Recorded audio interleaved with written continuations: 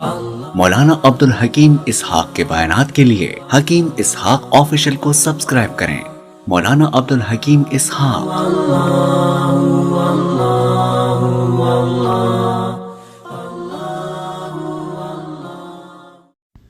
بسم اللہ الرحمن الرحیم نحمده ونصلی ونسلم علی رسولہ الکریم اما بعد اعوذ باللہ من الشیطان الرجیم بسم اللہ الرحمن الرحیم۔ آج کا وظیفہ بڑا زبردست وظیفہ ہے، ایک بہت بڑا ہدیہ ہے، آزمودہ وظیفہ ہے، بہت ہی مجرب تیر با ہدف ہے، نوکری کے لیے بھی ہے، اشد پیسوں کی ضرورت ہے، یہ وظیفہ پڑھ لیں، کاروبار کی برکت کے لیے بھی ہے، روزی کے لیے بھی ہے، مالدار بننے کے لیے بھی ہے، تمام جو حاجتیں ہیں تمام حاجتوں کے پورا کرنے کے لیے بہت ہی زبردست وظیفہ ہے۔ یہ وظیفہ سورہ اخلاص کا ہے، قل هو اللہ احد، یہ سورت ہے۔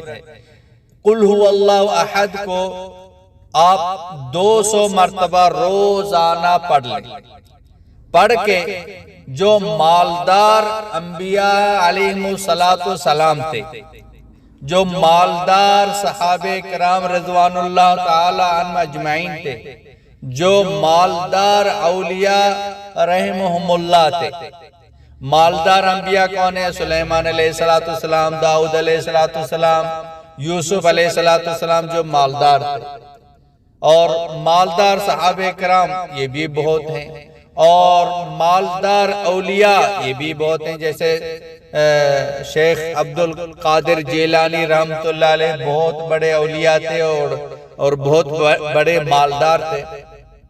خلاصہ جو انبیاء علیہ السلام، جو صحابہ کرام اور جو اولیاء جو مالدار تھے، 200 مرتبہ سورہ اخلاص پڑھ کے اور اس کو ان مالداروں کے لیے ایصال ثواب کریں، انبیاء صحابہ کرام اولیاء ان کے لیے ایصال ثواب کریں، روزانہ 200 مرتبہ، صبح ہو یا شام، تو انشاءاللہ تعالی جیسے اللہ نے ان کو مال بھی دیا تھا، بادشاہی بھی دی تھی، عزت بھی دی تھی، انشاءاللہ تعالی اللہ پاک ایسا مال دے گا انسان سوچ بھی نہیں سکتا۔ تو بشرطے کہ اس کو پابندی کے ساتھ پڑھیں اور یقین کے ساتھ پڑھیں، دھیان کے ساتھ پڑھیں، ناغہ نہ کریں، تو انشاءاللہ تعالی اتنا مال ملے گا سنبھالنا بھی مشکل ہو جائے گا، خود بھی کھائے گا، اوروں کو کھلائے گا، اس کا مال ختم نہیں ہوگا، تو بادشاہوں جیسی انشاءاللہ تعالی زندگی اس کی گزر جائے گی، خوشحالی کی زندگی گزر جائے گی۔